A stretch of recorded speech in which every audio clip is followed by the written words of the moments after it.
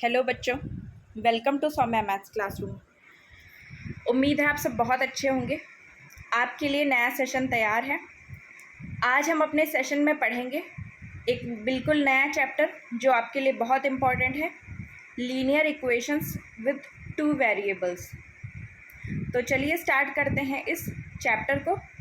उसके पहले आपसे रिक्वेस्ट है कि अगर आपने अभी तक हमारे चैनल को सब्सक्राइब नहीं किया है तो जल्दी से सब्सक्राइब कर लीजिए सौम्या मैथ्स क्लासरूम को।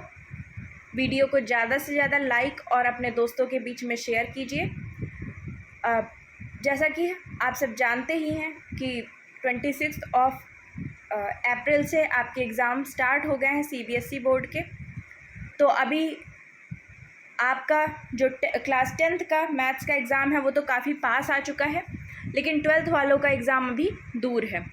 तो 12th वालों के लिए भी जल्दी ही क्लासेस पढ़ना स्टार्ट हो जाएंगी, जिस पे आप जल्दी से रिवीजन कर सकेंगे और हम वन शॉट रिवीजन करेंगे। तो चलिए, तब तक मैंने ये क्लास 10th के बच्चों के लिए बनाई है। तो हम स्टार्ट करते हैं समझना। मोस्ट इम्पॉर्टेंट चैप्टर है ये आपका, linear equations with two variable. ठीक है, तो आइए देखते हैं। अब क्योंकि आप जानते ही हैं कि इस क्लास का मेन मोटो आपको रिवाइज़ कराना है, आपकी जो भी क्वेश्चंस हैं उनको आपको लगाना सिखाना है कि आप कैसे इजीली सॉल्व कर सकते हैं अपने क्वेश्चंस को अपने पेपर के टाइम। तो इसी वजह से मैंने इसमें कोई भी थ्योरी नहीं रखी है। आपकी क्लास को मैंने पूरी तरीके से जो एक्सरसाइज बेस्ड बनाया है। तो चलिए हम जल्दी से समझते हैं अपने क्वेश्चंस को और उनकी प्रैक्टिस करते हैं, क्योंकि मुझे पता है कि आप अब तक अच्छे से पढ़ाई कर चुके होंगे। अब आपको केवल और केवल क्वेश्चंस ही समझने होंगे, तो हम उसी पर फोकस करेंगे। तो सबसे पहले एक्सरसाइज 3.1 आती है, जिसमें केवल 3 क्वेश्चन हैं। अब आपको मुझे कमेंट सेक्शन में बताना है कि मैं आपको ग्राफ बनाना सिखाऊं या नहीं। ठीक है, अगर आपको ग्राफ बनाना आता है तो हम स्किप कर सकते हैं, हम केवल क्वेश्चन को सॉल्व करके देखेंगे। और अगर आपको नहीं आता होगा तो अगली क्लास में मैं आपको ग्राफ प्लॉट करना भी सिखा दूँगी। ठीक है, तो सबसे पहले तीनों जो क्वेश्चन हैं, ये तीनों तो ग्राफिकल रिप्रेजेंटेशन बेस्ड ही हैं। जैसे सबसे पहला क्वेश्चन क्या कह रहा है, Aftab tales his daughter 7 years ago I was 7 times as old as you were then. Also 3 years from now I shall be 3 times as old as you will be. Isn't this interesting? Represent this situation algebraically and graphically. आपको इस situation को algebraically भी represent करना है और साथ में graphically भी करना है। तो इस क्वेश्चन का पहले तो मतलब समझते हैं। आफ्ताब नाम का कोई एक आदमी है, वो अपनी बच्ची से कह रहा है 7 years ago, 7 साल पहले, I was 7 times as old as you were then. तुम जितनी 7 साल पहले तुम जितनी छोटी थी, यानी जितने साल की थी, मैं तुमसे 7 गुना बड़ा था। ठीक है, ऑल्सो 3 years फ्रॉम नाउ, और अभी से 3 साल बाद, I shall be 3 times as old as you will be. अभी से 3 साल बाद तुम जितनी बड़ी होगी, मैं तुमसे 3 गुना बड़ा हो जाऊंगा। 3 times यानी कि 3 गुना बड़ा होऊंगा। Represent the situation algebraically and graphically. अब चलिए स्टार्ट करते हैं समझना। सबसे पहले हम एक ब्लैंक पेज लेते हैं और यहीं हम स्टार्ट करेंगे समझना।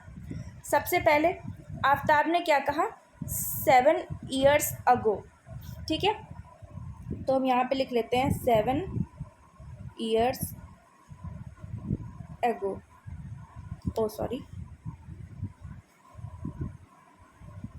ठीक है, अब उसने क्या कहा, मैं तुम्हारी एज का 7 गुना था। ठीक है, तो सबसे पहले तो हमें क्या मानना होगा, लेट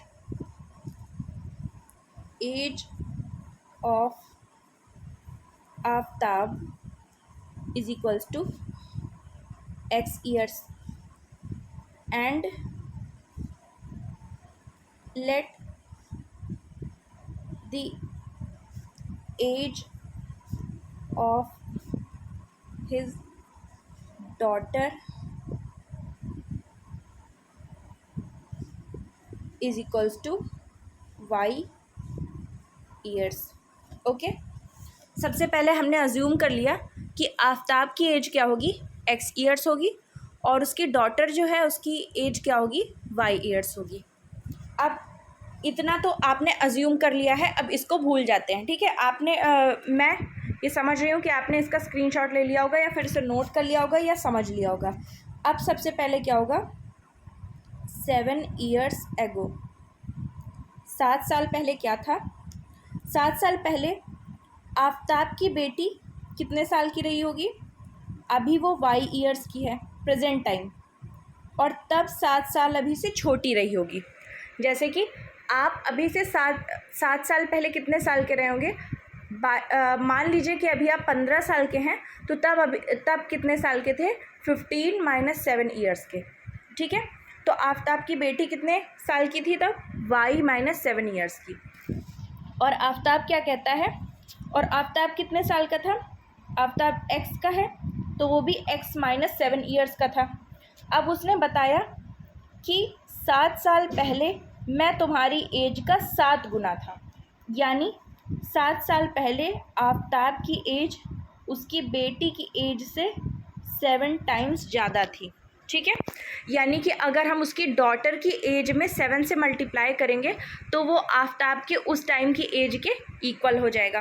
तो ये तो एक हमारी इक्वेशन बन गई, यानी ये हमारी एक इक्वेशन बन गई, x - 7 is equals to 7 × y - 7। Okay, ये हमारी हो गई इक्वेशन नंबर फर्स्ट।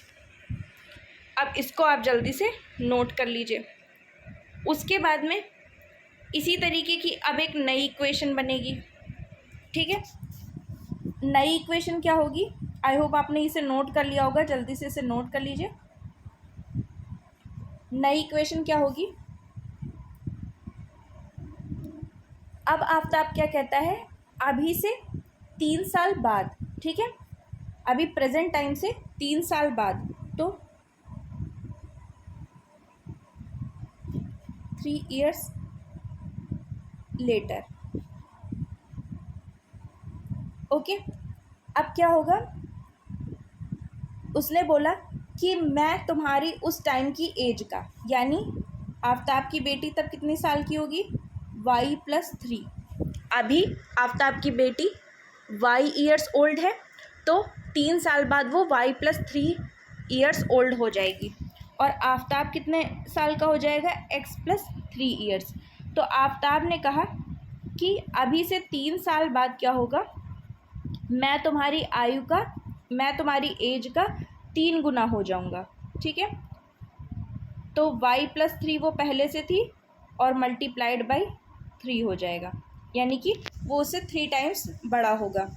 अब इसे अगर हम सॉल्व कर लें तो हमारे पास एक नई इक्वेशन आ जाएगी, जो हो जाएगी x + 3 is equals to 3 × y + 3, और ये हमारी हो गई इक्वेशन नंबर 2। तो हमें 2 इक्वेशंस मिल गई।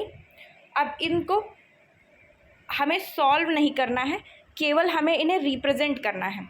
तो बस ये रिप्रेजेंटेशन हो गया, यानी पहले आपको समझा दिया गया कि एक इक्वेशन क्या बनी थी, इसके पहले वाली जो इक्वेशन बनी थी उसमें था x - 7 is equals to 7 × y - 7। ये थी हमारी इक्वेशन फर्स्ट, और दूसरी हो गई हमारी इक्वेशन सेकेंड। तो हमने इसे रिप्रेजेंट कर दिया, हमें केवल रिप्रेजेंट ही करना था। अब हाँ, ग्राफीय यानी ग्राफिकली जो रिप्रेजेंट करना है, तो तब हमें क्या करना होगा, इसको थोड़ा सा सॉल्व करना होगा, तभी हम ग्राफिकली रिप्रेजेंट कर सकते हैं। लेकिन इसके लिए आप मुझे ये बताएंगे कि आपको ग्राफिकल रिप्रेजेंटेशन आता है या नहीं आता। अगर आपको नहीं आता होगा तो मैं बता दूंगी, वरना टाइम वेस्ट करने की कोई ज़रूरत नहीं है। ठीक है, तो आई होप आपको ये क्वेश्चन समझ में आ गया होगा। अब हम चलते हैं अपने क्वेश्चन नंबर सेकेंड की तरफ। अब सेकेंड नंबर क्वेश्चन क्या बोल रहा है, the coach of a cricket team by 3 balls and 6 balls for ₹3,900. Later she buys another bat and 3 more balls of the same kind for ₹1,300. Represent this situation algebraically and geometrically. यानी कि एक cricket coach की बात की जा रही है, उन्होंने 3 बैट्स को और 6 बॉल्स को, ठीक है, 3 बैट्स को एंड 6 बॉल्स को ख़रीदा है ₹3900 में। उसके बाद में उन्होंने 3 more बॉल्स ली हैं और उसके बाद एक बैट भी लिया है और उसकी कॉस्ट क्या है, 1300 रुपीज़ है। तो अलजेब्रिकली हमें इस सिचुएशन को रिप्रेजेंट करना है। तो ये तो बहुत ही इजी क्वेश्चन है। पहले उन्होंने क्या लिया, let bat is equals to B, ठीक है, बैट को हमने बी से रिप्रेजेंट कर दिया and balls is equals to B A, या हम क्या कर सकते हैं, या हम ए और बी भी लिख सकते हैं। Let bat is equals to A and ball is equals to B. अब पहले उन्होंने क्या किया, 3 बैट लिए थे, यानी 3 इंटू बैट्स प्लस क्या लिया था, 6 बॉल्स ली थी और इनकी कॉस्ट क्या थी, 3900 रुपीज़। ये हो गई हमारी इक्वेशन 1। बाद में उन्होंने क्या किया, उसके बाद में उन्होंने एक बैट लिया, 1 बैट प्लस 3 बॉल्स और ये उन्हें मिले 1300 रुपीज़ में। ये हमारी दूसरी सिचुएशन हो गई और दोनों सिचुएशंस को हमने रिप्रेजेंट कर दिया अलजेब्रिक फॉर्म में, ठीक है। तो ये हो गया आपका क्वेश्चन नंबर 2।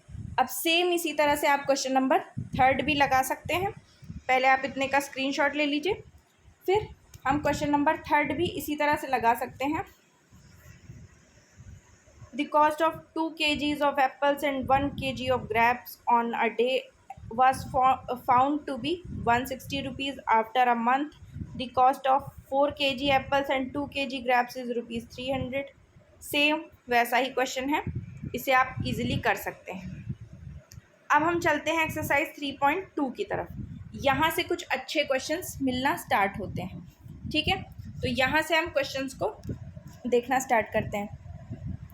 एक्सरसाइज 3.2 का पहला क्वेश्चन क्या है, form the pair of linear equations in the following problems and find their solutions graphically. यानी आपको क्या करना है, जो प्रॉब्लम्स दी हैं उनकी लीनियर इक्वेशंस बनानी है और उनके सॉल्यूशन को आपको ग्राफिकली डराइव करना है, यानी उन्हें फाइंड करना है। तो चलिए स्टार्ट करते हैं अपने क्वेश्चन को समझना। First, the students of class 10th took part in a mathematics quiz. If the number of girls is 4 more than the number of boys, find the number of boys and girls who took part in the quiz. Okay, यानी class 10th के कुछ 10 बच्चों ने एक mathematics quiz में participate किया। लड़कियों का जो नंबर है, यानी नंबर ऑफ़ गर्ल्स जो है वो नंबर ऑफ़ बॉयज़ से 4 नंबर ज़्यादा है। तो चलिए इस सिचुएशन को हम पहले प्लॉट करते हैं, पहले हम रिप्रेजेंट करते हैं अलजेब्रिकली। सबसे पहले लेट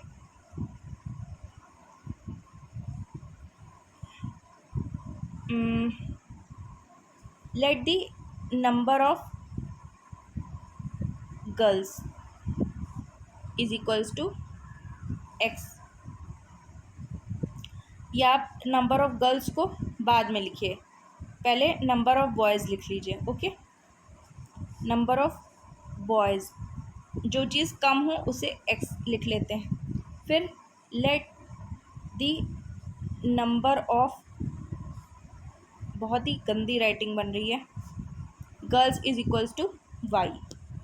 अब सबसे पहले क्या दिया है कि क्लास 10th के टोटल 10 स्टूडेंट्स ने पार्टिसिपेट किया है मैथमेटिक्स की एक क्विज़ में, ठीक है। तो यानी किसने किसने पार्टिसिपेट किया होगा, x लड़के थे और y लड़कियां थीं, और टोटल कितने बच्चे थे, 10 थे, क्योंकि पूरे क्लास से केवल 10 बच्चों ने ही पार्टिसिपेट किया, जिसमें कुछ लड़के थे और कुछ लड़कियां थी। अब कुछ में क्योंकि हमने माना है कि लड़के कितने थे, x थे, और लड़कियां कितनी थी, y थी। तो यानी x लड़के और y लड़कियां अगर आपस में ऐड हो जाएंगे तो क्या बन जाएगा, 10 के इक्वल हो जाएगा, क्योंकि 10 ही टोटल बच्चे थे जिन्होंने पार्टिसिपेट किया। तो एक इक्वेशन ये बन गई, ये हो गई हमारी इक्वेशन फर्स्ट। फिर सेकेंडली क्या दिया हुआ है कि number of girls is 4 more than number of boys, यानी y is equals to x plus 4, ये हमारी इक्वेशन सेकेंड होगी। x क्या है, नंबर ऑफ बॉयज़ है। अगर आप नंबर ऑफ बॉयज़ में 4 को ऐड कर देंगे तो वो क्या आएगा, y के इक्वल आ जाएगा। तो इसका मतलब है कि ये हमारी इक्वेशन सेकेंड बन गई। अब हमें क्या करना है, इसको ग्राफिकली इसका सल्यूशन निकालना है। तो चलिए फाइंड करते हैं अपना सल्यूशन। इतने की आप पहले स्क्रीनशॉट ले लीजिए। यानी हमारे पास दो इक्वेशंस हैं, अब इन्हें हमें ग्राफिकली प्लॉट करना है। तो सबसे पहले साइड में इक्वेशंस लिख लेते हैं, x plus y is equals to 10, और दूसरी क्या थी, y is equals to x plus 4। ये दो इक्वेशन हमारे पास थी। अब इसके बाद में देखिए कैसे हम इसे सॉल्व कर सकते हैं। x plus y is equals to 10 जो इक्वेशन है, इसे हम क्या लिख सकते हैं, यहाँ पर हमें 1 बचाना है, बाकी सबको क्या करना है, हमें इक्वल टू के इस तरफ कर लेना है। तो वो हम कैसे कर सकते हैं, ये हम देखते हैं। अगर हम क्या करें, पूरी इक्वेशन को 10 से डिवाइड कर दें तो x अपॉन 10 हो जाएगा, y अपॉन 10 हो जाएगा, इज इक्वल्स टू 10 अपॉन 10 हो जाएगा। इसको जब सॉल्व करेंगे तो क्या आएगा, x upon 10 plus y upon 10 is equals to 1। यानी यहाँ से अगर हम देखें तो a1 की वैल्यू क्या आ जाएगी, हम जानते हैं कि ये क्या होता है, अगर हम इसे x upon a plus y upon b is equals to 1 से अगर हम क्या करें, इसके स्टैंडर्ड फॉर्म से इसका कंपैरिजन करें तो a इज इक्वल्स टू आ जाएगा 10 and b is equals to क्या आ जाएगा, 10 आ जाएगा। ठीक है, a और b की वैल्यू आ गई। लेकिन अब हम जानते हैं कि हमारे पास ऐसी ही एक और इक्वेशन है, तो हम a की जगह यहाँ a1 और b की जगह इसको b1 लिख लेंगे। तो a1 की वैल्यू भी 10 आ गई और b1 की वैल्यू भी 10 आ गई। तो पहले आप इतने को नोट कर लीजिए। फिर उसके बाद में अगली इक्वेशन हम सॉल्व करेंगे। अगली इक्वेशन क्या थी, x is equals to y is equals to x plus 4 थी। x और y को हम एक साइड में अगर करें तो y minus x is equals to हो जाएगा 4, क्योंकि इज इक्वल्स टू के इस तरफ जब x आएगा तो क्या हो जाएगा, इधर प्लस में था, इधर आएगा तो माइनस में हो जाएगा। अब हम क्या करें, इसको पूरे को 4 से डिवाइड कर दें, डिवाइडिंग बाई 4। ठीक है, पूरी इक्वेशन को 4 से डिवाइड कर देंगे तो y upon 4 minus x upon 4 is equals to 4 upon 4। इसको जब सॉल्व करेंगे तो आएगा y upon 4 minus x upon 4 is equals to 1। अब इसको भी हम अगर स्टैंडर्ड फॉर्म से इसका कंपैरिजन करें, यानी x upon a2 plus y upon b2 is equals to 1। तो a2 की वैल्यू क्या आएगी, a2 की वैल्यू आ जाएगी, आप देख रहे हैं यहाँ पे x हमने पीछे रखा है जबकि यहाँ पे आगे है, और यहाँ पे प्लस है, x क्या होता है प्लस में होता है, जबकि यहाँ पे क्या है माइनस में है। तो वैल्यू हमारी जो a2 की है वो क्या आएगी, माइनस में आएगी, क्योंकि अगर हम यहाँ प्लस करना चाहें तो ये -4 हो जाएगा। इसी प्लस माइनस को हम क्या करेंगे, यहाँ पे 4 के आगे अगर लगा लेंगे तो ये हमारा प्लस हो जाएगा, और प्लस बनाने के बाद ही हम इससे कंपैरिजन कर सकते हैं क्योंकि यहाँ पे प्लस होता है। ठीक है, तो इसलिए हम क्या करेंगे,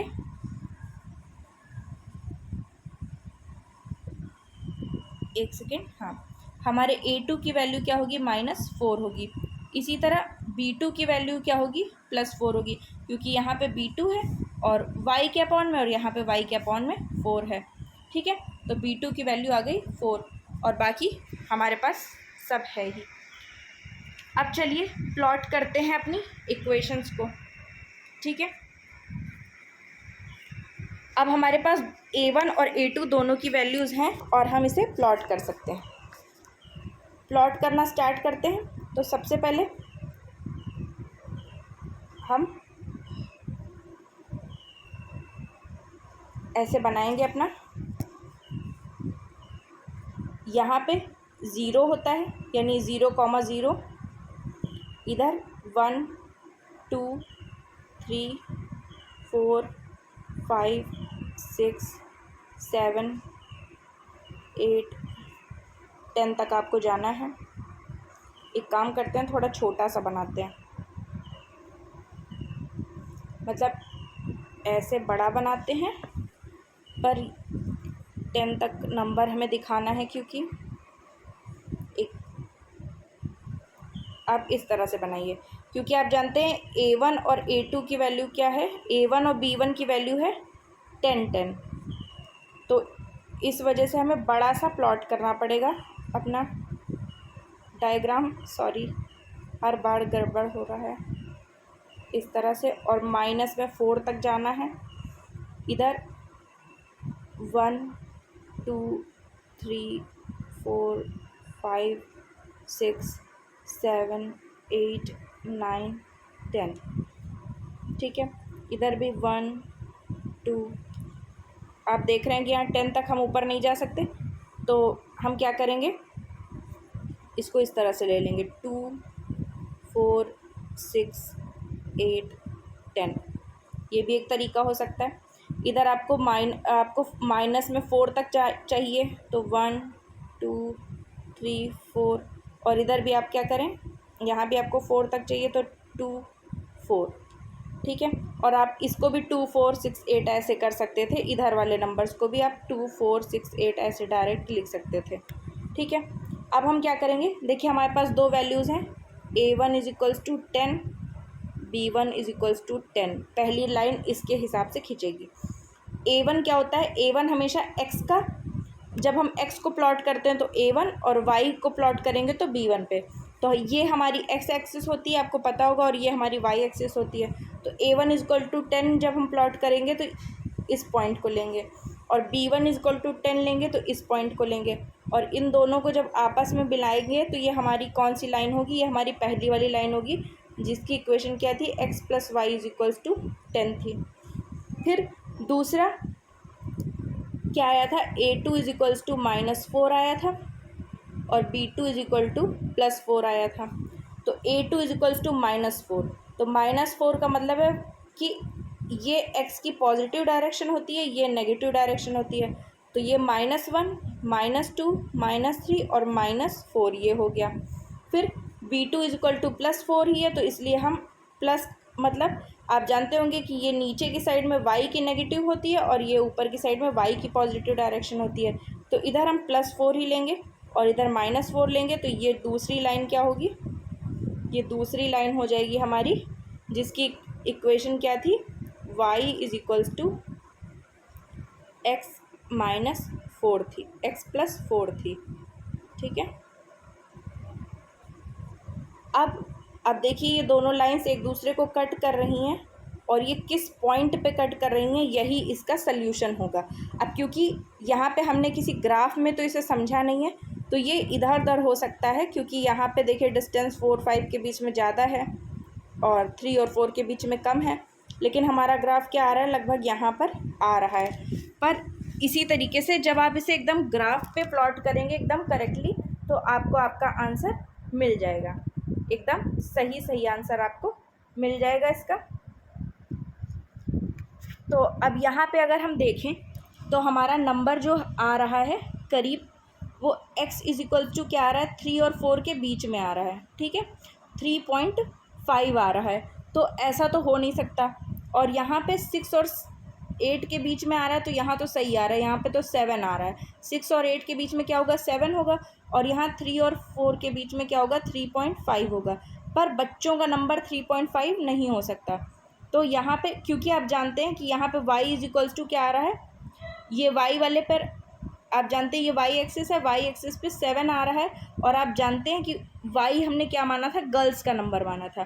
तो अगर वाई इज इक्वल्स टू 7 है और total x plus y is equals to 10 है, तो इसका मतलब है कि लड़के कितने हैं, 3 हैं, यानी कि लड़कियां हैं 7 और लड़के कितने हैं, बॉयज़ कितने हैं, 3 हैं। तो आप देख रहे हैं कि जबकि आपने पूरा अच्छे से प्लॉट नहीं किया, रफली किया है, फिर भी आप लगभग 3 के इक्वल आ रहे हैं इधर और 7 के इक्वल जा रहे हैं इधर, यानी कि ये हो गया आपका गर्ल्स का नंबर। वाई एक्सिस वाई को रिप्रेजेंट करती है और स्मॉल वाई से हमने किसको रिप्रेजेंट किया था, गर्ल्स को रिप्रेजेंट किया था, और एक्स एक्सिस स्मॉल एक्स को रिप्रेजेंट करी और स्मॉल एक्स से हमने बॉयज़ का नंबर रिप्रेजेंट किया था। तो यहाँ पर हमें लगभग 3 के इक्वल मिल रहा है और यहाँ पे हमें 7 के इक्वल मिल रहा है। तो इसका मतलब है नंबर ऑफ़ गर्ल्स क्या है, number of girls y is equals to 7 है और number of boys x is equals to 3 है, और ये हमने ग्राफिकली अपना आंसर निकाल लिया है। लेकिन जब आप डायरेक्ट ग्राफ पे प्लॉट करेंगे एकदम करेक्टली, तो आपको बिल्कुल सही सही आंसर मिल जाएगा।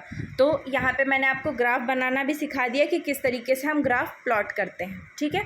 अब क्योंकि आप जानते हैं कि मैं यहाँ पे बहुत ही मुझे बहुत ज़्यादा प्रॉब्लम हो रही है, क्योंकि मैंने यहाँ पे किस चीज़ से अपने एस पेन से इसे नोट किया है, तो इस वजह से अच्छा नहीं बन पा रहा है। मैं कोशिश करूँगी कि कल आपके लिए एक ग्राफ की अलग से क्लास डाल दूँगी, जिसमें हम 2-3 ग्राफ्स वाले क्वेश्चंस को समझ लेंगे। मैं वहाँ पे पेपर पे आपको ग्राफ बना के समझा दूँगी, या देखूँगी अगर मेरे पास कोई ग्राफ पड़ा होगा तो मैं वहाँ पे आपको प्लॉटिंग करना सिखा दूँगी, ठीक है।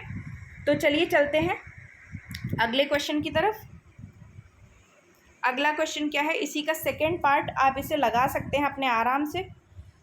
5 pencil and 7 pens together cost ₹50, यानी 5 पेंसिल और 7 पेन मिलकर के 50 रुपये के हुए। Whereas 7 pencils and 5 pens together cost ₹46। Find the cost of 1 pencil and that of 1 pen.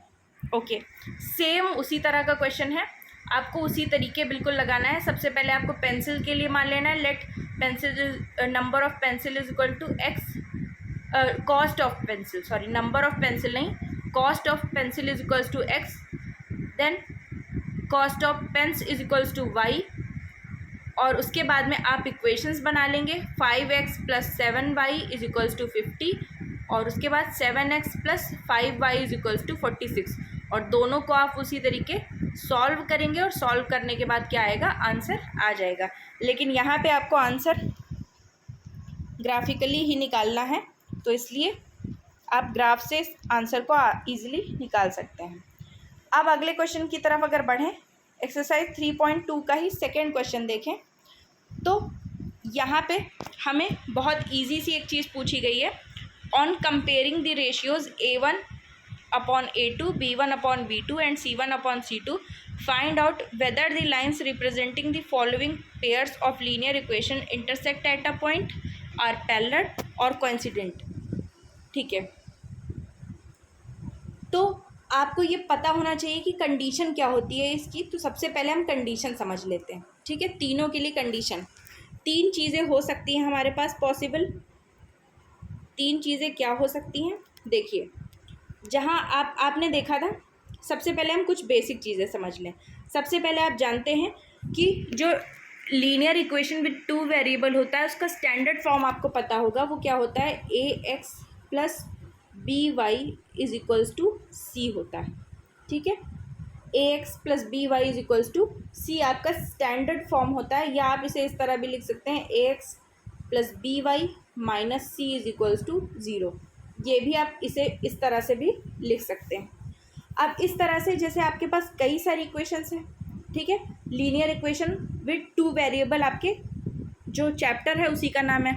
तो आपकी एक इक्वेशन होगी जो लीनियर होगी, यानी कि लाइन होगी एक, और उसमें 2 वेरिएबल होंगे। तो वेरिएबल कौन कौन से हो गए, एक तो a हो गया, सॉरी एक तो x हो गया, और दूसरा क्या हो गया, y हो गया। ये 2 वेरिएबल हो गए। अब आपको बताया गया होगा, क्लास 6th में ही आपने पढ़ा होगा, नहीं तो 7th में तो ज़रूर पढ़ा होगा, कि जितने वेरिएबल्स आपके पास होते हैं उनकी वैल्यू निकालने के लिए उतनी ही इक्वेशंस आपके पास होनी चाहिए। अब आप पढ़ रहे हैं लीनियर इक्वेशन विद 2 वेरिएबल, तो जब आपके पास दो वेरिएबल्स हैं तो उनकी वैल्यू निकालने के लिए आपके पास कम से कम दो इक्वेशंस होनी चाहिए, तभी आप उनका जो वैल्यू होगी अपने वेरिएबल्स की वो निकाल सकते हैं। तो इसलिए अब हमने क्या मान लिया कि हमारे पास दो इक्वेशंस हैं, ठीक है, दो इक्वेशंस हैं। पहली इक्वेशन क्या हो गई, अपने स्टैंडर्ड फॉर्म में हम अगर लिखें तो a1x plus b1y is equal to c1, ये हमारी एक इक्वेशन हो गई। और दूसरी को हमने मान लिया a2x plus b2y is equals to c2, ये हमारी दूसरी इक्वेशन हो गई, ठीक है। तो अब ये हमारी a1 b1 c1 पहले इक्वेशन में 3 कांस्टेंट आ गए और a2 b2 c2 दूसरी इक्वेशन में 3 कांस्टेंट आ गए, ठीक है। ये कोफिशिएंट है x और y के। अब यहाँ से हम देखेंगे कि हमारे पास 3 तरह के रेशियो होते हैं। एक तो अगर हम a1 अपॉन a2 निकालें, एक रेशियो हो गया। दूसरा b1 अपॉन b2 निकाल लें, दूसरा रेशियो हो गया। और तीसरा होता है c1 upon c2।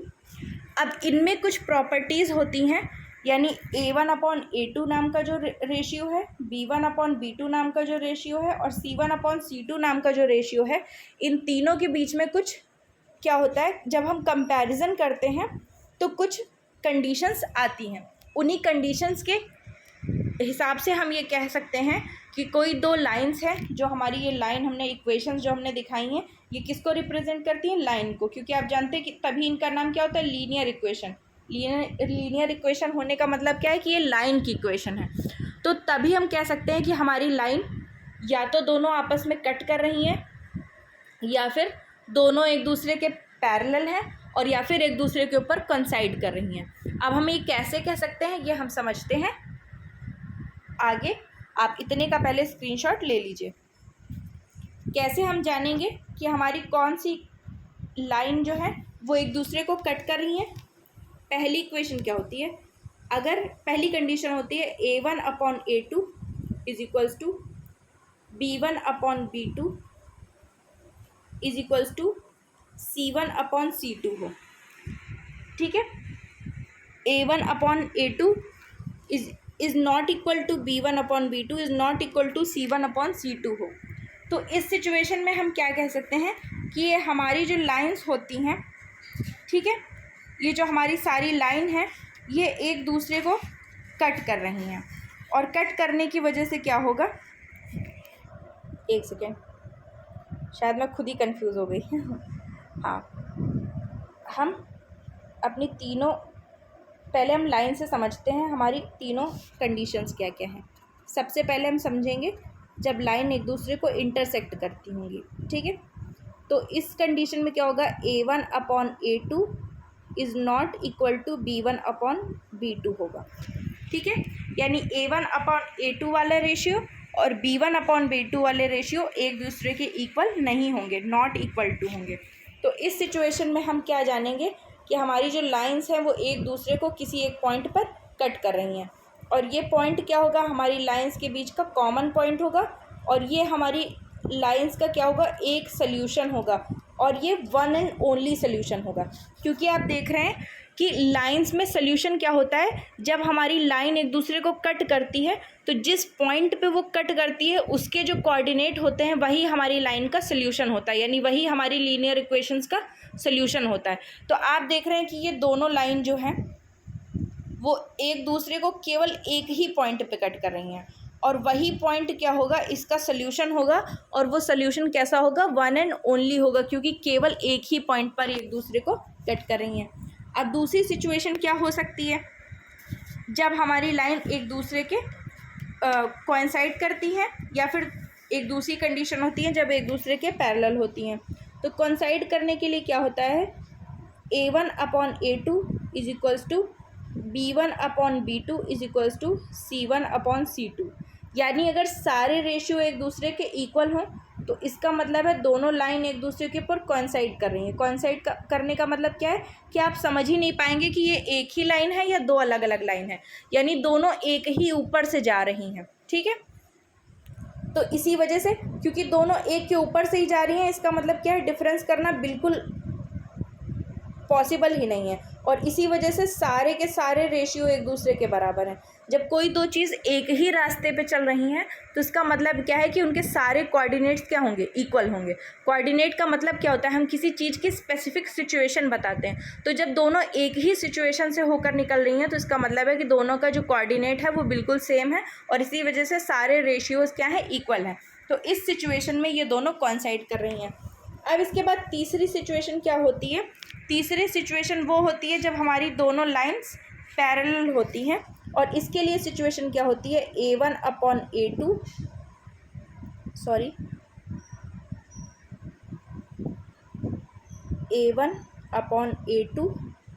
Is equals to B1/B2 is not equal to C1/C2। ओ, सब कुछ इरेज हो गया, ठीक है। तीसरी सिचुएशन क्या होती है, A1/A2 is equal to B1/B2 is not equal to C1/C2। यानी A1/A2 B1/B2 वाले जो रेशियो होते हैं वो तो इक्वल होते हैं, लेकिन C1/C2 वाला जो रेशियो है वो अलग होता है। तो इस सिचुएशन में हमारी जो लाइंस हैं वो एक दूसरे के पैरेलल होती हैं और वो एक दूसरे को कहीं भी कट नहीं करती हैं। तो आप देख रहे हैं कि एक्स एक्सिस में ये सेम एक ही तरीके से जा रही हैं, वाई एक्सिस में भी ये सेम एक ही तरीके से जा रही हैं। बस फ़र्क क्या है कि इन दोनों के बीच में कुछ डिस्टेंस है और उसी डिस्टेंस को हम क्या करते हैं, C1/C2 से रिलेट करते हैं। अब देखिए, जैसे कि पहला ये एक हमारा एक्स वाई एक्सिस का एक हमारा कोऑर्डिनेट है, यहाँ से एक लाइन यहाँ से निकल रही है, दूसरी लाइन यहाँ से निकल रही है। तो एक्स एक्सिस से इसकी ऊंचाई जो है वो C1 है और इसकी ऊंचाई जो है C2 है। तो आप देख रहे हैं एक्स एक्सिस में ये एक साथ चल रही हैं, वाई एक्सिस में ये एक साथ चल रही हैं, लेकिन C1 और C2 में डिफरेंस है। एक एक्स एक्सिस के ज़्यादा करीब है जबकि दूसरी दूर है। तो इसी वजह से C1/C2 वाला जो रेशियो है वो क्या है, वो अलग है और बाकी सारी चीज़ क्या है, वो सब की सब सेम है, ठीक है। तो इस तरीके से क्या होता है, जब हमारी दो लाइंस एक दूसरे के पैरेलल होती हैं तो A1/A2 is equals to B1/B2 होता है, लेकिन C1/C2 के इक्वल वो नहीं होता है। तो ये हमारी सिचुएशन हो गई और इसे हमने समझ लिया। अब समझ लीजिए कि आपने बेसिक्स को भी समझ लिया है कि कैसे हम समझेंगे कि हमारी लाइन कैसे मूव कर रही है। यानी पहली सिचुएशन में हमारी लाइन एक दूसरे को इंटरसेक्ट करती है, दूसरी सिचुएशन में दोनों कॉन्साइड करती हैं और तीसरी सिचुएशन में दोनों एक दूसरे के पैरेलल होती हैं। तो अब जो आपका क्वेश्चन है हम वहाँ पे चलते हैं। ये जो क्वेश्चंस दिए हैं इनके हिसाब से, ठीक है। तो सबसे पहले क्वेश्चन में 5x - 4y + 8 is equals to 0, 7x + 6y - 9 is equal to 0, ये दो आपको इक्वेशंस दी हैं। इनमें से आपको A1/A2 A1 B1 C1 की वैल्यू निकालनी है पहली इक्वेशन से, A2 B2 C2 की वैल्यू निकालनी है दूसरी इक्वेशन से। उन्हें इस तरह से सेट करके इन रेशियोज़ का कंपैरिजन करना है और कंपैरिजन करने से मैंने जो 3 कंडीशंस आपको बताई थी उन कंडीशंस के हिसाब से हमें ये बताना है कि हमारी जो इक्वेशन होगी, जो हमारी ये लाइंस हैं ये पैरेलल हैं, कोइंसिडेंट हैं या फिर ये इंटरसेक्ट करती हैं किसी एक पॉइंट पर। तो चलिए हम स्टार्ट करते हैं सॉल्व करना। सबसे पहले आपको पहली इक्वेशंस क्या दी हुई हैं पहले क्वेश्चन में, 5x - 4y + 8 is equals to 0। अगर यहाँ पे हम इसे ax + by + c is equals to 0 से इसका कंपैरिजन करें तो इसको हम A B C की जगह A1 B1 C1 लिख लें, क्योंकि हमारे पास दो इक्वेशंस हैं। तो A1 की वैल्यू यहाँ से क्या आ जाएगी 5, क्योंकि x यहाँ भी है x यहाँ भी है, तो यहाँ पे हमने ये हो गई हमारी A1 की इक्वेशन, सॉरी A1 की वैल्यू। B1 की वैल्यू क्या आ जाएगी -4। अब माइनस क्यों आई, क्योंकि आपकी जो स्टैंडर्ड इक्वेशन होती है उसमें प्लस लगा होता है, जबकि यहाँ पे आपका माइनस लगा है। तो अगर प्लस ही होता तो हम प्लस को छोड़ देते, लेकिन अगर माइनस लगा है तो हम उसे माइनस के साथ अपनी वैल्यू को ले लेंगे। तो यहाँ पे तो 4 है लिखा, सॉरी ये 4 लिखा है वो, और उसके आगे जो माइनस लगा हुआ है उसे भी हम ले लेंगे। फिर C1 की वैल्यू जब हम निकालेंगे तो क्या आ जाएगा +8 आ जाएगा। अब ये हमारी वैल्यूज़ आ गई। फिर दूसरे में हम देखेंगे दूसरी इक्वेशन क्या है, 7x + 6y - 9 is equals to zero. अब इसे अगर हम इसका कंपैरिजन अगर हम a2x plus b2y plus c2 is equals to zero से करें तो a2 की वैल्यू आएगी 7, b2 की वैल्यू आएगी 6 एंड c2 की वैल्यू आएगी -9। सेम इस तरीके हम क्या करेंगे, क्योंकि हमारे स्टैंडर्ड इक्वेशन में प्लस होता है, यहाँ पर माइनस है, तो हम माइनस को साथ में ले लेंगे। ठीक है, तो अब इस तरह से हमारे पास इक्वेशंस आ गई हैं और इक्वेशंस की से हमने a1 a2 b2 सबकी वैल्यूज़ भी निकाल ली हैं। अब हमें केवल a1/a2 b1/b2 c1/c2 निकाल के उनका कंपैरिजन करके ये बताना है कि हमारी इक्वेशंस किस टाइप की हैं, हमारी जो लाइंस हैं वो पैरेलल हैं, कंसाइड करती हैं या फिर इंटरसेक्ट करती हैं। तो चलिए सॉल्व करते हैं। अब हम क्या करेंगे, a1/a2 निकालेंगे। a1 की वैल्यू क्या थी, +5 थी, और b1 की वैल्यू क्या थी, 7 थी। b1/b2 निकालेंगे तो b1/b2 की वैल्यू क्या होगी, b1 की वैल्यू -4 थी और b2 की वैल्यू क्या थी, प्लस में 6 थी, तो यहाँ प्लस लगाने की कोई ज़रूरत नहीं है। c1/c2 की वैल्यू अगर निकालें तो c1 की वैल्यू +8 थी और c2 की वैल्यू -9 थी।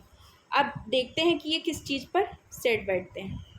5/7 is equals to -4/6 is equals to 8/-9। क्या ये तीनों इक्वल हैं? 5/7 इसको हम सॉल्व करेंगे तो ये हो जाएगा 2/3 यानी -2/3, और ये हमारा सॉल्व नहीं होगा। यानी ये तीनों इक्वेशन क्या हैं, एक दूसरे के इक्वल नहीं है, सॉरी तीनों रेशियोज़ क्या हैं, एक दूसरे के इक्वल नहीं है। और जब a1/a2 is not equal to b1/b2 is not equal to c1/c2 होता है, तो इस कंडीशन में क्या होता है, हमारी जो इक्वेशन होती हैं वो एक दूसरे को इंटरसेक्ट करती हैं और उनका एक वन एंड ओनली क्या होता है, हमारे पास सल्यूशन होता है।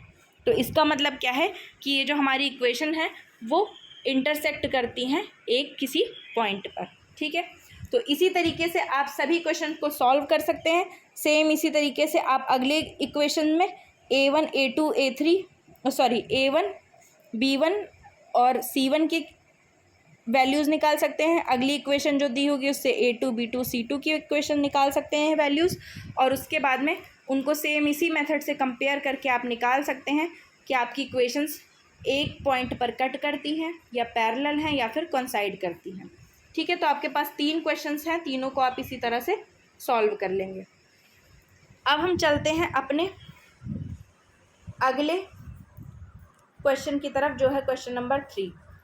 इसमें भी आपको कंपेयर करना है रेशियोज़ को, और रेशियोज़ को कंपेयर करने के बाद फाइंड करना है whether the following pair of linear equations are consistent और इनकंसिस्टेंट।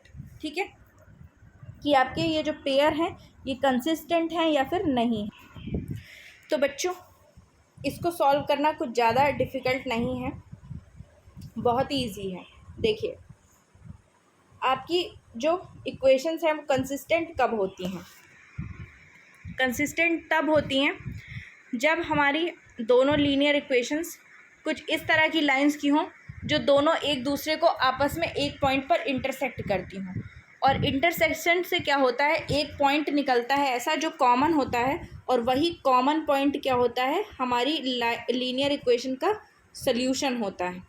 तो जब आपके पास एक सल्यूशन हो, वन एंड ओनली सल्यूशन, तो इस स्थिति में हम क्या कह सकते हैं कि हमारी जो इक्वेशंस हैं वो कंसिस्टेंट हैं, और अगर ऐसा नहीं है तो वो इनकंसिस्टेंट है। ठीक है, तो आप कैसे इसे निकाल सकते हैं? आप इनको सॉल्व करके a1 a2 b1 b2 c1 c2 की वैल्यूज़ निकालेंगे, उससे ये रेशियोज़ आ जाएंगे। इनको जब आप इनका कंपैरिजन करेंगे तो अगर कंपैरिजन में a1/a2 is not equal to b1/b2 is not equal to c1/c2 आता है, तो इस सिचुएशन में हम क्या कहते हैं कि ये दोनों लाइंस क्या हैं, इस तरह से हैं, यानी इंटरसेक्ट कर रही हैं, और इंटरसेक्शन का एक पॉइंट होगा, और यही पॉइंट क्या होगा, इनका एक सल्यूशन होगा। ठीक है। तो अगर कॉमन सोल्यूशन एक पॉइंट पर बन रहा है तो इसका मतलब क्या है कि ये इक्वेशंस क्या है, कंसिस्टेंट हैं। तो आप इस तरीके से इजीली फाइंड कर सकते हैं कि इक्वेशंस क्या है, कंसिस्टेंट है या फिर इनकंसिस्टेंट है। तो ये बताने की कोई भी ज़रूरत नहीं है, अभी सेम मैंने वैसा ही क्वेश्चन बताया है, बस इतना फ़र्क था कि तब हमने ये फाइंड किया था कि ये इंटरसेक्ट कर रही हैं या फिर कंसाइड कर रही हैं या फिर पैरेलल है। अब इस सिचुएशन में हम क्या करेंगे, बस ये देखेंगे कि अगर ये इंटरसेक्ट कर रही हैं तो कंसिस्टेंट है और अगर नहीं कर रही हैं तो फिर नहीं है। ठीक है, तो आप इसको ईजिली सॉल्व कर सकते हैं। फिर उसी तरीके से हम क्वेश्चन नंबर 4 की तरफ चलते हैं। क्वेश्चन नंबर 4 आपसे क्या पूछ रहा है, which of the following pairs of linear equations are consistent और inconsistent, if consistent obtain the solution graphically. अब सेम वही क्वेश्चन फिर से आपको दिया है, इसमें भी आपको उसी तरीके से करना है।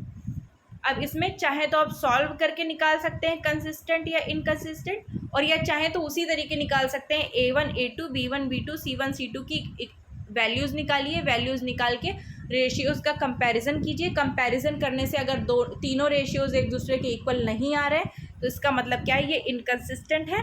और इनकंसिस्टेंट होने का मतलब है कि फिर आप अपनी इन्हीं इक्वेशंस को, जैसे हमने पहले अभी आपको बताया ग्राफ पे प्लॉट करना सिखाया है, उस तरीके प्लॉट करेंगे। प्लॉट करने से ये दोनों एक दूसरे को एक जगह पर कट करेंगी, और अगर कट करेंगी तो कंसिस्टेंट होने के मामले में ये कट करेंगी ही करेंगी, क्योंकि मैंने बताया कि एक जगह पर इंटरसेक्ट करेंगी और एक पॉइंट वो होगा, वही आपका सोल्यूशन होगा, तो वहीं से सोल्यूशन आपको ग्राफिकली मिल जाएगा। अब हम चलते हैं क्वेश्चन नंबर 5 की तरफ। ठीक है, क्वेश्चन नंबर 5 में ये अच्छा क्वेश्चन है, half the perimeter of a rectangular garden whose length is 4 metre more than its width is 36 metre, find the dimension of the garden. यानी अब हमें इस क्वेश्चन को सॉल्व करना है, पहले आपको अच्छे से समझना होगा कि आपका क्वेश्चन क्या कह रहा है। ठीक है, half the perimeter of a rectangular garden. Rectangular आप जानते ही क्या होता है, रेक्टेंगल का क्या मतलब होता है कि जिसकी लंबाई ज़्यादा होती है और चौड़ाई कम होती है, और साथ में ये इक्वल होती है, आमने सामने की जो लाइंस होती हैं, आमने सामने की जो डायमेंशंस होती हैं वो इक्वल होती हैं। ठीक है, अब इसमें क्या दिया है, length is 4 metre more than its width, यानी कि लंबाई क्या है, चौड़ाई से 4 मीटर ज़्यादा है। और उसके बाद में half of the perimeter is 36 metre, और इसकी जो पेरीमीटर होती है, पेरीमीटर आप जानते होंगे आई होप, और नहीं जानते तो मैं आपको बताती हूँ। पेरीमीटर का मतलब होता है कि जो चारों तरफ हम अगर एक लाइन खींचें या हम किसी चीज़ के चारों तरफ एक रस्सी रख करके उसे नाप लें तो उसी को हम कहते हैं पेरीमीटर। तो इसकी हाफ ऑफ पेरीमीटर, यानी कि जो ये टोटल इसकी जो लेंथ होगी, इसका अगर हम हाफ करें तो वो 36 के इक्वल होगा। अब आपको इस गार्डन की डायमेंशंस निकालनी है। ठीक है, तो चलिए हम इसे लीनियर इक्वेशन की फॉर्म में लिख करके सॉल्व करते हैं। सबसे पहले आपको क्या दिया है, half of the perimeter is 36।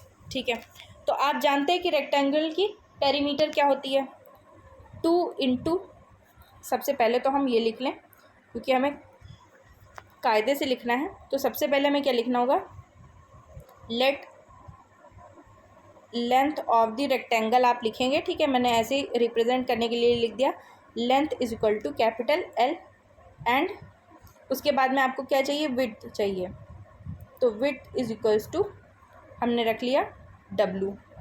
ठीक है, अब वी नो दैट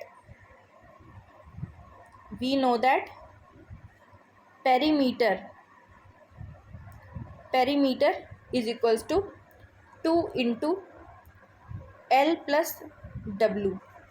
आप जानते हैं कि जो पेरीमीटर होती है रेक्टेंगल की वो क्या होती है, 2 इंटू लेंथ प्लस विड्थ होती है। ठीक है, क्योंकि आप इसे कैसे निकालेंगे, जैसे ये आपका रेक्टेंगल है तो ये हो गई लेंथ और इसमें विड्थ का ऐड कर लिया, और दोनों ऐड करने पर जितना आया उसी को हम क्या करेंगे, 2 से मल्टीप्लाई कर लेंगे, तो ये और एक लेंथ हो जाएगी और एक और विड्थ हो जाएगी, और ये टोटल हमारी पेरीमीटर आ जाएगी। ठीक है, तो इस तरीके से हम इसे निकालते हैं। अब हमने क्या किया, अब हमें पेरीमीटर नहीं, पेरीमीटर का हाफ दिया है, तो हाफ ऑफ पेरीमीटर अगर लिखें, हाफ ऑफ पेरीमीटर, तो क्या होगा, इसी के अपॉन में 2 हो जाएगा, और वो 2 और ये 2 क्या होगा, कैंसिल हो जाएगा। तो इसलिए हम क्या करेंगे, हाफ ऑफ पेरीमीटर क्या होगा, केवल L प्लस W के इक्वल होगा, और इसकी वैल्यू क्या दी हुई है, 36 दी हुई है। तो यही हमारी फर्स्ट इक्वेशन हो गई कि length plus width is equal to क्या है, 36 है। ये हो गई हमारी फर्स्ट इक्वेशन। इतने का जल्दी से आप स्क्रीनशॉट ले लीजिए। फिर दूसरी इक्वेशन क्या दी हुई है, दूसरी इक्वेशन आपको दी हुई है कि length is 4 metre long than width, ठीक है। तो लेंथ क्या है, L है, और विड्थ से वो 4 मीटर लंबी है, तो L is equal to W plus 4, ये हो जाएगी हमारी सेकेंड इक्वेशन। और पहली इक्वेशन क्या थी, length plus width is equals to 36 metre, ये थी हमारी पहली इक्वेशन।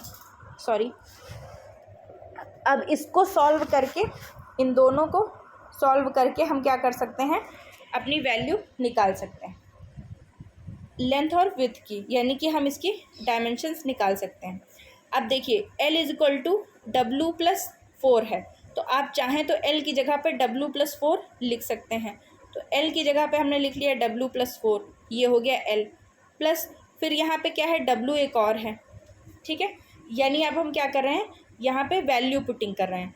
L की जगह पे हम जानते हैं कि L की वैल्यू क्या है, W प्लस 4 है, तो इस L की जगह पे हमने लिख लिया W प्लस 4, और प्लस ये वाला W यहाँ पे आ गया, इज इक्वल्स टू हो गया 36। अब W प्लस W मिलकर हो गया 2W plus 4 is equals to 36। अब अगर केवल 2W की वैल्यू निकालनी हो तो 36 और प्लस 4 इक्वल टू के उधर जाएगा तो -4 हो जाएगा, यानी कि ये हो जाएगा 32। तो 2W की वैल्यू है 32, तो W की वैल्यू क्या हो जाएगी, क्या होगी, 16 होगी, ठीक है। तो W की वैल्यू हो गई 16, यानी विड्थ क्या हो गई, 16 मीटर के इक्वल हो गई। अब हम जानते हैं कि लेंथ क्या हमें दी है, लेंथ इज इक्वल टू दिया है विड्थ प्लस 4, यानी कि लेंथ इससे 4 मीटर ज़्यादा है, तो लेंथ इज इक्वल टू क्या हो जाएगा, 16 प्लस 4 हो जाएगा, यानी लेंथ इज इक्वल टू हो जाएगा 20 मीटर। यानी आपका जो रेक्टेंगुलर जो गार्डन है उसकी लेंथ है 20 मीटर एंड उसकी विड्थ क्या है, विड्थ है उसकी 16 मीटर, और आपका आंसर बिल्कुल सही आ रहा है, ठीक है। तो ये हो गया आपका एक क्वेश्चन। अब जल्दी से इतने का स्क्रीनशॉट ले लीजिए, फिर हम कोशिश करते हैं अगला क्वेश्चन देखने की। वैसे मुझे बहुत थकान हो गई है, पर मुझे लग रहा है कि आज ये चैप्टर ख़त्म हो जाए तो अच्छा है। अब क्वेश्चन नंबर 6 की तरफ चलते हैं। Given the linear equation 2x + 3y - 8 = 0, write another linear equation in two variables such that the geometrical representation of the pair is so formed: is intersecting line, parallel lines, coincident lines। तो बहुत बहुत ही easy है ये। अब यहाँ से देखिए, आपको इस वाली इक्वेशन से a1 = 2, b1 = 3, c1 = -8, ये तीन चीज़ मिल गई। अब जब इंटरसेक्टिंग लाइन के लिए आपको चाहिए, तो इंटरसेक्टिंग लाइन के लिए हम जानते हैं कि a1/a2, b1/b2, c1/c2 तीनों इक्वल नहीं होते। तो आप क्या कर सकते हैं कि a2 की वैल्यू कुछ ऐसी लीजिए, जैसे मान लीजिए a2 की वैल्यू आपने ले ली 5, तो b2 की वैल्यू क्या लीजिए, कुछ अलग ले लीजिए 7, और c2 की वैल्यू क्या लीजिए 9, कुछ अलग ले लिया। अब इस सिचुएशन में क्या होगा, आप देखिए a1/a2 हो जाएगा 2/5, b1/b2 हो जाएगा 3/7, और c1/c2 हो जाएगा -8/9, और ये तीनों क्या है, इक्वल नहीं है। तो इक्वल नहीं होने का मतलब है इंटरसेक्टिंग लाइंस वाला हमारा जो कंडीशन है वो पूरी हो गई। हमें क्या करना है, केवल और केवल कंडीशन अपनी फुलफ़िल करनी है। आप देख रहे हैं कि आपको इस तरह से अनदर लीनियर इक्वेशन रखनी है in two variables such that the geometrical representation of the pair is so formed is, यानी पहली क्या बनानी थी आपको, इंटरसेक्टिंग लाइंस की। तो इंटरसेक्टिंग लाइंस की कंडीशन आपको केवल फुलफ़िल करनी है। तो कंडीशन आपने फुलफ़िल कर दी, क्योंकि a2, b2 और c2 की हमने ऐसी वैल्यूज़ ले ली कि जो हमारे तीनों रेशियोज़ हैं उनकी वैल्यू क्या हो गई, अलग अलग आ गई, इक्वल नहीं आई। तो इसका मतलब है कि हमारी पहली कंडीशन फुलफ़िल हो गई। अब इसी तरीके दूसरी कंडीशन, जब आपको पैरेलल लाइंस की फुलफ़िल करनी होती है तो A1/A2 और B1/B2 इक्वल होने चाहिए, जबकि C1/C2 क्या होना चाहिए, अलग होना चाहिए। तो इसके लिए हम क्या करेंगे, अब देखिए A1 की वैल्यू है 2, अगर हम A2 की वैल्यू मान ले 4, फिर B1 की वैल्यू है 3, अगर B2 की वैल्यू हम मान ले 6, C1 की वैल्यू है -8 और C2 की वैल्यू कुछ भी मान ले 9। तो इस तरह से क्या होगा, अगर हम इसे कैंसिल करेंगे तो ये आएगा 1/2, इसे कैंसिल करेंगे तो ये आएगा 1/2 और ये कैंसिल ही नहीं होगा। तो इस इक्वेशन में देखिए आप आ गया 1/2, यहाँ भी आ गया 1/2 और यहाँ पे कुछ अलग आ गया। तो इस कंडीशन में ये दोनों तो इक्वल हो गए, यानी A1/A2 is equals to B1/B2 तो इक्वल हो गया, लेकिन C1/C2 इक्वल नहीं हुआ। और यही कंडीशन क्या होती है, पैरेलल लाइंस की कंडीशन होती है। तो यानी ये कंडीशन हमारी फुलफ़िल हो गई। तो इस तरह से हमारा आंसर आ गया। अब सेम इसी तरीके से कोइंसिडेंट लाइन जो होती है, कोइंसिडेंट लाइन के लिए क्या होता है, A1/A2 is equal to B1/B2 is equal to C1/C2। तो यानी तीनों चीज़ें इक्वल होनी चाहिए। तो A1 2 है, A2 हमने 4 मान लिया, B1 6 है, B1 3 है, B2 हमने 6 मान लिया, फिर C1 -8 है और C2 हमने -16 मान लिया। तो ये हो गया 2 1 ज़ा 2, 2 2 ज़ा 4, 3 1 ज़ा 3, 3 2 ज़ा 6, माइनस माइनस कैंसिल, 8 1 ज़ा 8 और 8 2 ज़ा 16। अब ये हो गया 1/2 1/2 1/2 और तीनों क्या हो गए, इक्वल हो गए। और अगर तीनों इक्वल हो गए तो ये हो गई कोइंसिडेंट लाइन। कोइंसिडेंट लाइन क्या होती है, जब हमारे तीनों रेशियोज़ इक्वल होते हैं तभी हमारी लाइंस क्या होती हैं, कोइंसिडेंट होती हैं। तो ये भी फुलफ़िल हो गई और इस तरह हमारा क्वेश्चन नंबर 6 भी सॉल्व हो गया। अब आपका लास्ट क्वेश्चन बचा है क्वेश्चन नंबर 7, हम जल्दी से इसे भी देख लेते हैं, फिर हमारा ये जो एक्सरसाइज है 3.1 और 3.2 ये दोनों पूरी तरीके से कंप्लीट हो जाएंगी। फिर हम कल 3.3 नंबर एक्सरसाइज से देखना स्टार्ट करेंगे, ठीक है। अब मुझे पता है कि क्लास थोड़ी लंबी हो गई है, तो आप चाहें तो इसे डबल स्पीड पे या फिर 1.5x स्पीड पे आप इसे देखकर जल्दी से ख़त्म कर सकते हैं। अब अगला क्वेश्चन क्या है, 7, draw the graph of the equations x - y + 1 is equal to 0 and 3x + 2y - 12 is equal to 0। Determine the coordinates of vertices of the triangle formed by these lines and the x-axis and the shade the triangular region। तो देखिए क्योंकि इसमें graph plot करना है तो graph plot करना यहाँ पर थोड़ा सा डिफ़िकल्ट होगा। तो अगर हो सकेगा तो मैं आपको यही वाला क्वेश्चन, अगर मेरे पास कोई ग्राफ पड़ा होगा तो मैं आपको उस ग्राफ पर समझा करके दे दूँगी, या मैं एक छोटा सा वीडियो बना करके उसे या तो इसी वीडियो के साथ अटैच कर दूंगी या फिर इसको मैं अलग डाल दूंगी और उस वीडियो को अलग से आपको दे दूंगी, ठीक है। तो उससे हम समझ लेंगे कि ये हमारा क्वेश्चन नंबर 7 कैसे सॉल्व होगा। तो अगर आपको ये वीडियो पसंद आया हो तो प्लीज़ ज़्यादा से ज़्यादा लाइक करें, हमारे चैनल को ज़्यादा से ज़्यादा सब्सक्राइब करें और वीडियो को ज़्यादा से ज़्यादा लोगों तक शेयर करें। Thank you very much.